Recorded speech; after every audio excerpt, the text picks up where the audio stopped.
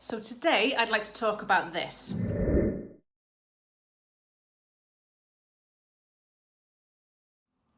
Now, I'm really hoping if you've come across this already, it's because it's popped up in your social media feed and you haven't actually wasted your money on buying a copy of the Daily Mail, which in my humble opinion is one of the most hate-filled right-wing UK tabloids you can get your hands on. But anyway, if we have a look at the headline in this, let our teachers be heroes.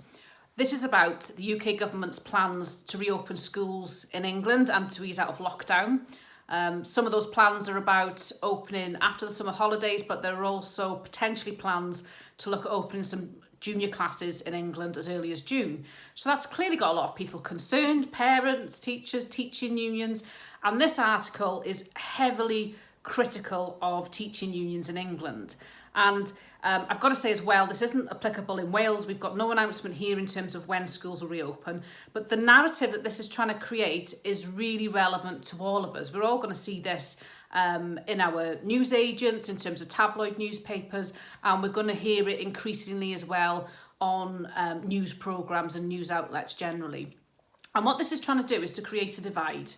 This is quite obvious when you look at it. It's trying to create a divide between teachers and teaching unions on the one hand, but it's also trying to create a divide in terms of public opinion as well. It's a clear attempt to try and brand working class people who go back to work as heroes, and anybody who criticises that is going to be branded as obstructive or as lazy and so on. And I don't think that this is going to be limited to the teaching sector. I think we're going to see a lot more of this generally.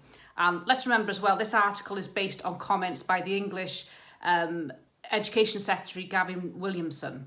So this is coming directly from government, and what it signals to me is a shift in terms of the UK government and a prioritisation, even publicly now, of getting the economy restarted and public health being something much more secondary. So I really hope this isn't an approach we'll see in Wales. I don't think it is, but this is something that we all need to be really, really awake to.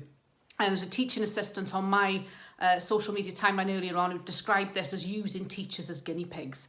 Well, that's exactly what this is. So please be very awake to this. This is something we might see a lot more of. You might see this on your TV, you might see it in the newspapers, and it's something we've really got to resist. We have to put people's health first. That's the priority above anything else, and don't fall for this nonsense.